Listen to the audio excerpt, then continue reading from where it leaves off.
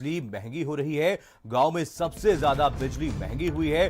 गांव की बिजली 500% महंगी हुई है। शहरों की बिजली 84% महंगी हुई है। बीते 8 वर्षों से दरों में बढ़ोतरी लगातार जारी है। बिजली दरों में वृद्धि रोकने की मांग लगातार की जा रही है। उपभोक्ता परिषद ने मंत्री से मांग की है। ऊर्जा मंत्री श्रीकांत शर्मा ने मांग की है।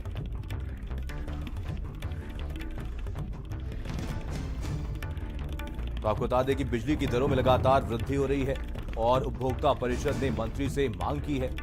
तो ऊर्जा मंत्री श्रीकांत शर्मा से मांग की गई है। तो एक बड़ी खबर आप तक पहुंचा रहे हैं लखनऊ से बड़ी खबर, जहां पर 8 सालों से लगातार बिजली महंगी होती जा रही है।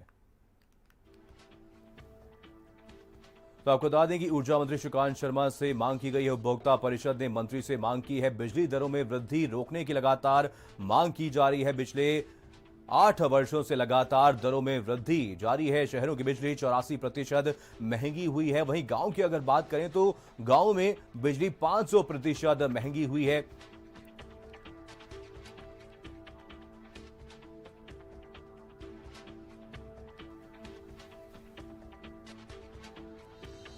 चलिए और ज्यादा जानकारी के साथ हमारे संवाददाता लाइव जुड़ गए हैं। मेरठ से हमारे संवाददाता नरेंद्र जुड़े हैं। दानिश हमारे साथ हमारे संवाददाता नोएडा से जुड़े हैं। वहीं गाजियाबाद से हमारे साथ लोकेश जुड़े हुए हैं। सबसे पहले रुख करेंगे नोएडा का, रुख करेंगे दानिश हमारे साथ हमारे संवाददाता हैं। दानिश, यहां पर नोएडा की अगर बात की जाए तो पिछले 8 सालों में नोएडा में कितनी वृद्धि हुई है बिजली के दामों में और इसका क्या कुछ असर यहां पर आम जनता की जेब पर पड़ रहा है?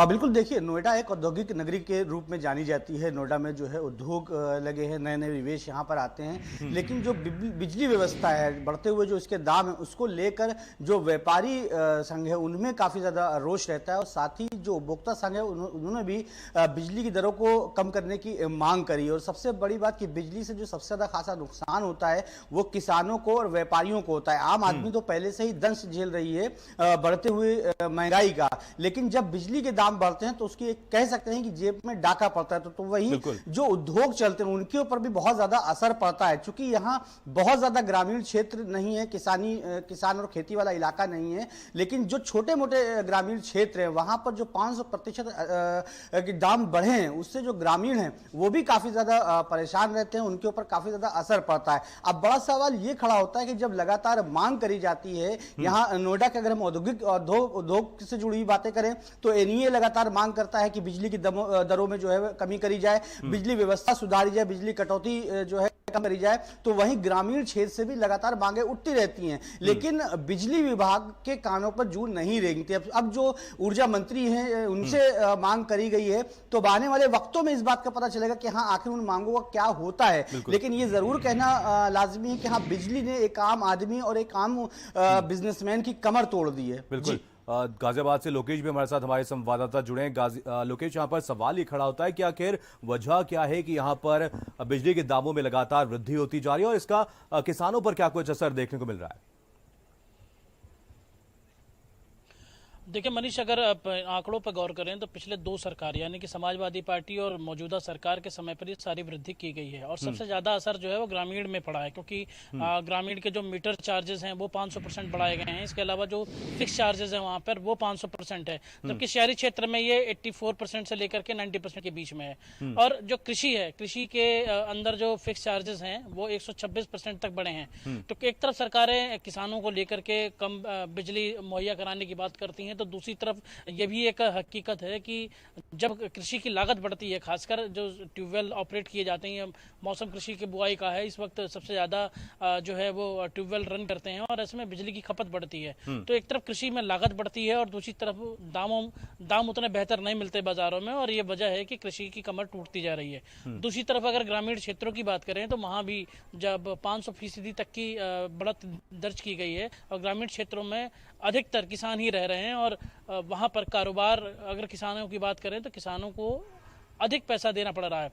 और इस बात से इनकार नहीं किया जा सकता कि एक बार पिछले दिनों चोरी छिपे जो है वो पावर कॉरपोरेशन ने दाम बढ़ा दिए थे, जिसके बाद जो नियामक आयोग है उसने जब हस्तक्षेप किया तब सरकार को अपने रेट वापस लेने पड़े थे। तो ये तय माना जा रहा है कि अभी भी रेट बढ़ाने की कवायद की जा सकती है, क्योंकि पावर सेक्टर में मांग काफ़ी बड़ी है। हालांकि लॉकडाउन के दौरान ये बात जरूर सामने आई कि गाजियाबाद एक इंडस्ट्रियल हब है, यहाँ के बिजली जो बड़े बड़े उद्योग हैं उन्होंने ये मांग की थी कि जो फिक्स चार्जेस हैं वो ना वसूले जाएं, फिक्स चार्जेस में छूट दी जाए ताकि एक रनिंग प्रोसेस में आ सकें सारे इंडस्ट्रीज। लेकिन अभी तक ऐसा कुछ हुआ नहीं है और उम्मीद जाहिर की जा रही है कि आने वाले समय में बिजली के दाम और बढ़ाए जा सकते हैं। और इस मामले को लेकर हस्तक्षेप नियामक आयोग का जो परिषद है, जो उपभोक्ता परिषद है, वो मांग करता है। बिल्कुल। चलिए, नरेंद्र भी हमारे साथ, हमारे संवाददाता मेरठ से जुड़े हुए। नरेंद्र, मेरठ की अगर बात की जाए तो यहाँ पर बढ़ती हुई महंगाई का क्या कुछ असर मेरठ में देखने को मिल रहा है? देखिए, सबसे ज़्यादा जो मार है उन गन्ना किसानों पर पड़ती है जिनके बूते उत्तर प्रदेश में कोई भी पार्टी हो सरकार बनाने का मादा रखती है, और इसको लेकर सियासतें भी चलती रहती हैं। लेकिन ये बहुत गंभीर बात है और एक तरीके से जो सरकार का चेहरा है उससे नकाब हट गया है कि जो घरेलू कनेक्शन है उसी में 500% की वृद्धि है। इसके अलावा जो ट्यूबवेल वगैरह के कनेक्शन है, कमर्शियल कनेक्शन है, उनमें भी ज़बरदस्त वृद्धि की गई है। तो इससे ये पता चलता है कि जो किसान है उसको सरकार राहत देने की तो एक तरफ वायदा करती है, लेकिन दूसरी तरफ देखा जाए तो उसकी फसल का दाम तो नहीं मिलता, लेकिन जो लोड है उसके ऊपर जो लागत है वो बहुत ज़्यादा बढ़ जाती है। आपको बताएं कि किसान का जो आलू है वो बाजार में 30 रुपये किलो तक इस समय है, लेकिन आप मंडी में जाइए 7 से 8 रुपये किलो ये आलू वहाँ पर किसान को देना पड़ता है।